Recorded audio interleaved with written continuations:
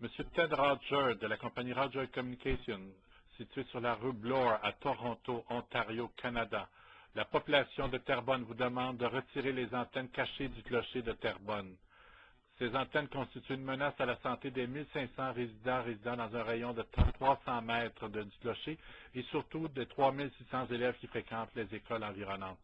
Votre compagnie a répondu à notre demande qu'elle était confiante que les antennes étaient sans danger et qu'il y avait consensus des scientifiques à ce sujet.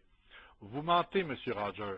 Ce discours rassurant est celui de l'argent et ce n'est pas celui de la santé et de la précaution pour la santé. Il n'y a pas de consensus des recherches scientifiques sur le sujet. Au contraire, de nombreuses études démontrent l'évidence d'effets sur la santé. Ces effets prouvés vont de la désorientation mentale au cancer en passant par de nombreux autres effets. Les radiations attaquent tout le corps, mais elles affectent principalement le cerveau en croissance des enfants. Vos antennes ont beau être légales et conformes à la réglementation des US canadiennes, elles seraient totalement illégales si l'on appliquait les normes en vigueur dans des pays autres comme l'Italie, la Russie et l'Autriche, où la réglementation est adaptée à la réalité des antennes cellulaires.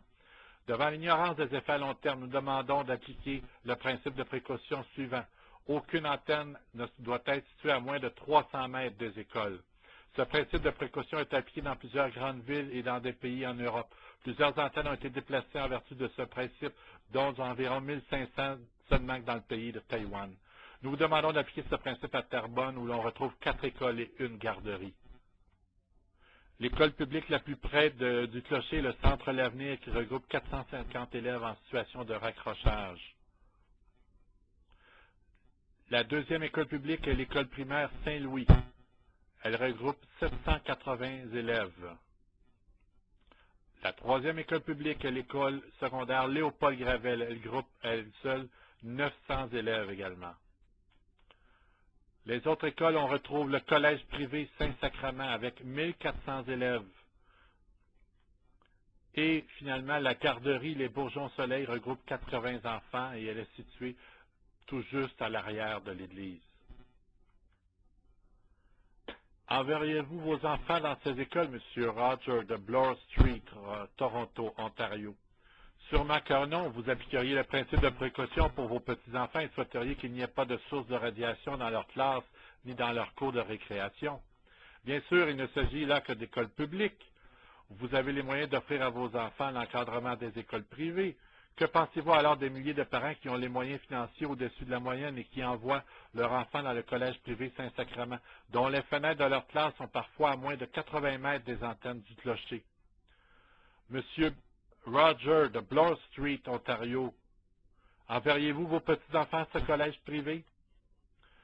Le bâtiment le plus près de l'église est la garderie Les Bourgeons-Soleil. Nous avons mesuré les plus hauts niveaux de puissance des radiations dans la cour de récréation de cette garderie. Voyez nos mesures.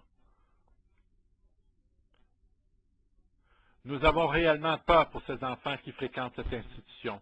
Votre discours de l'argent est-il vraiment rassurant pour les parents des enfants de cette garderie? Ici, on prend des mesures. Comme vous voyez, on a un équivalent de 6500 microwatts par mètre carré de mesure. 6500 microwatts, ça nous parvient de l'antenne qui est cachée dans le clocher ici, et ça pulse dans l'endroit où les enfants viennent jouer.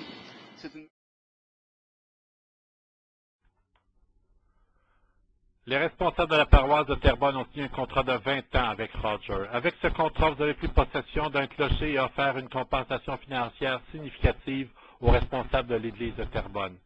Cette installation a été gardée secrète pendant plus de 7 ans. Les responsables de la fabrique ne voulaient pas dire qu'ils avaient retiré les cloches pour faire de la place et ne pas nuire aux antennes. Les responsables de Roger, eux, savaient très bien qu'il est très difficile d'implanter ce type d'antenne dans un milieu résidentiel et surtout scolaire. Cette situation était une véritable aubaine pour Roger. Sous couvert de sauver la paroisse, elle pouvait installer en secret une antenne en plein milieu de la population. Les responsables de l'Église catholique de Terrebonne avaient un criant besoin d'argent et Roger est apparu comme un sauveur pour la communauté chrétienne de Terrebonne. L'apport financier de Roger pour l'entretien de l'Église était un miracle. Ils ont pu alors procéder à des travaux d'entretien nécessaires pour la structure de l'Église. Mais dans les faits, l'Église n'était plus une Église. Son âme a été vendue aux marchands de cellulaires. Et lorsque la nouvelle de la présence des antennes à l'intérieur du clocher est devenue publique, les mariés et les responsables de l'Église ont compris réellement qu'ils n'étaient plus les maîtres de leur maison. Roger a imposé le silence au curé et aux marguilliers. Il leur a interdit de parler aux membres du comité de citoyens demandant le retrait des antennes. Il s'agissait de choses sérieuses et désormais seul Roger s'occuperait de ce dossier. La réalité est alors apparue en pleine face. Les mariés étaient devenus des moutons et le bon berger qui était Roger était en fait un loup qui désormais les menaçait ouvertement. Les responsables de l'Église ont été dupés par Roger lors de l'installation de l'antenne. Aujourd'hui, les responsables de l'Église ont de réelles inquiétudes sur les effets néfastes des antennes du clocher sur les enfants des écoles et de la garderie, mais ils doivent se taire car le véritable maître a parlé. Le maître Roger a dit qu'il n'est pas question de s'inquiéter publiquement car les actionnaires de la compagnie pourraient en souffrir. Nous ne doutons pas de la nature véritable des responsables de l'Église. Ils ont à cœur le bien-être de leurs prochains et s'impliquent véritablement pour une société plus juste et plus sereine. Ils font souvent preuve de dévouement exemplaire. Mais la réalité sociale d'aujourd'hui n'est pas favorable aux églises chrétiennes et leurs institutions ne feront que diminuer au fil du temps. La vente du clocher à Roger à Terrebonne a été une erreur commise de bonne foi par des gens bien intentionnés. Mais elle demeure une erreur en vue des conséquences des connaissances scientifiques actuelles sur les effets néfastes sur la santé des enfants. Les responsables de l'Église vont-ils devoir installer de nouvelles antennes à chaque baisse de revenus de la fabrique? L'institution chrétienne n'est plus viable sans les revenus de l'antenne et est incapable d'entretenir correctement les bâtiments de l'Église. Qu'elle agisse en conséquence avec humilité et honnêteté.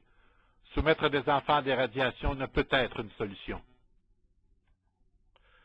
C'est pourquoi nous leur demandons d'être à l'écoute de la population qui demande aujourd'hui l'application du principe de précaution et de retirer les antennes du clocher.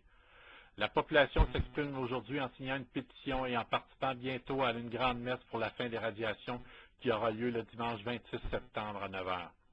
À cette occasion, nous espérons voir l'évêque annoncer publiquement la dénonciation du contrat avec Roger, comme d'autres évêques ont fait avant lui en France. Nous vous demandons, M. Roger, d'appliquer le principe de précaution et de retirer volontairement vos antennes du clocher de Terrebonne. Il y a actuellement plus de 6 antennes cellulaires dans un rayon de 2 km autour du centre de Terrebonne.